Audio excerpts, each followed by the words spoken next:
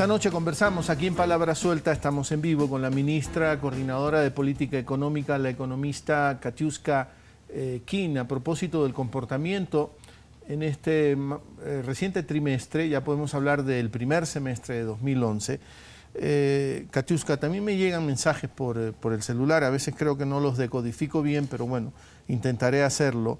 Por ejemplo, me dice que hoy Mauricio Pozo ha aparecido en el diario Hoy hablando de competitividad y que el Ecuador despilfarra recursos y que además en calidad de suministros de energía eléctrica estamos ubicados entre los peores del mundo. O sea, contrariando a este escenario más bien positivo y optimista que ustedes ven. ¿Qué responder? Bueno, yo siempre menciono que nosotros tenemos que tener una apertura en términos de criterios, porque en la medida en que escuchamos a los mismos analistas económicos de siempre, vamos a tener unas perspectivas negativas. Y creo que también dentro de este cambio de paradigmas tenemos que darnos cuenta de lo que nos venían diciendo como profecías desde el inicio del gobierno, no se han cumplido. Desde el inicio del gobierno, Javier, han venido diciendo que la dolarización se iba a terminar, que el sistema financiero iba a colapsar, que no se quiere la inversión privada y que existe excesivo gasto público. Estas han sido las 4 profecías repetidas todo el tiempo y que vemos que en la práctica no ese es el caso. En la práctica lo que está sucediendo es que existe inversión pública distinta de lo del gasto público.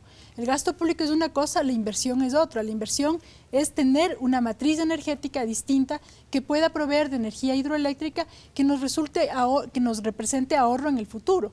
Estos son los cambios que estamos planteando y esto es lo que se quiere enfocar.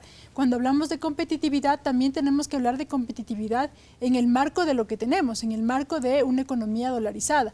Y para eso, efectivamente, se requieren muchos esfuerzos, pero, por ejemplo, la parte de inversión en electricidad o la falta de cobertura en electricidad, ¿cómo la quieren hacer?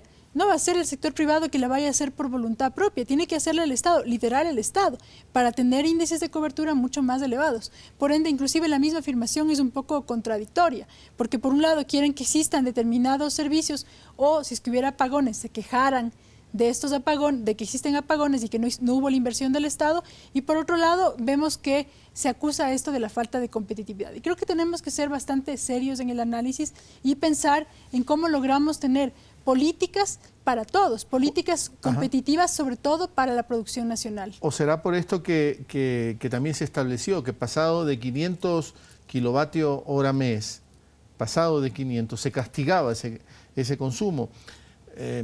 Hay gente que prefirió ver eso como política fiscal. El gobierno quiere recaudar más recursos y no verlo como política de ahorro energético, que yo creo que lo segundo era el énfasis que se buscaba.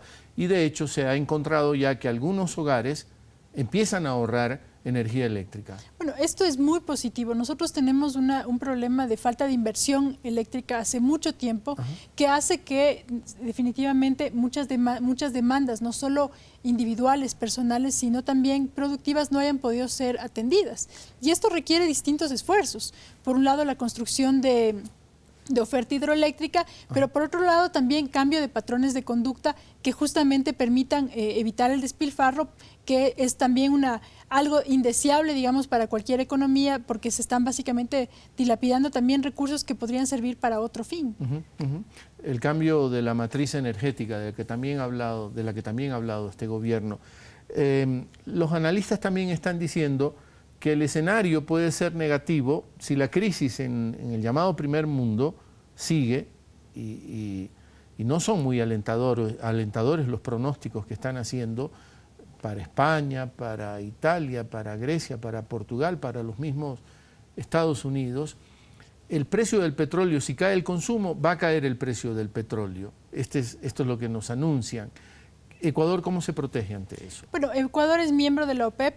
Y al ser miembro de la OPEP también de alguna manera tiene acceso a información privilegiada. Existe un manejo, digamos, conjunto de la oferta petrolera que se adecue a la demanda petrolera y de esa manera, por ejemplo, tener en cuenta que cuando Libia vuelva a entrar a su producción normal, se tiene que tener en cuenta cuál va a ser en este caso las perspectivas de demanda mundial.